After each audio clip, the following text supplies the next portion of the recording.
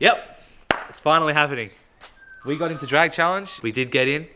Yeah, it's quite nerve-wracking. The minute we got in, me and Michael were like, damn, we've got a lot to do. It's going to be an interesting take because obviously we are not competitive whatsoever. We're literally just doing it for the experience of it. We're going to probably do like drag challenge prep videos, mods that we want to do to this thing to make it better once we get it tuned and take it down the strip. But we've already got a list of things in our head that we want to do before it.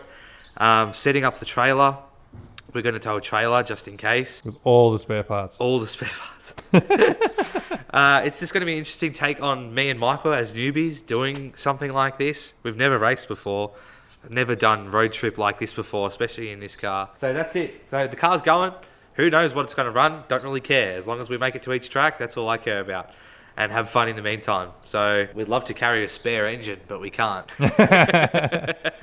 Yep, so now that we're actually in it, like Nate said, now we're actually going to figure out how we're going to actually do all this. So we'll take you along the trip, basically trying to figure out all the logistics behind it, how we're going to set up a trailer to carry all our stuff, fuel, because we're running dedicated E85, whether we're going to stick with that or not, because the longest distance that we're going to be doing during Drag Challenge is going to be from like Portland to Mildura, which is like 650 Ks or something like that, I think. So it's going to be interesting. We're going to see how we go. Make sure you subscribe, because Drag Challenge preparative videos will also be coming up soon. If you want to watch two idiots try and make their way through what should be an incredible event, something that we've been looking forward to for a long time now, but now we're finally going to get a chance to send it. Because in case any of you don't know, we've never actually sent a car down the drag strip before. So not only will the prep be for the car, it'll also be for us, well Nathan, because he's going to be the one driving it, at learning how to actually drag race. So yeah, anyway, stay tuned.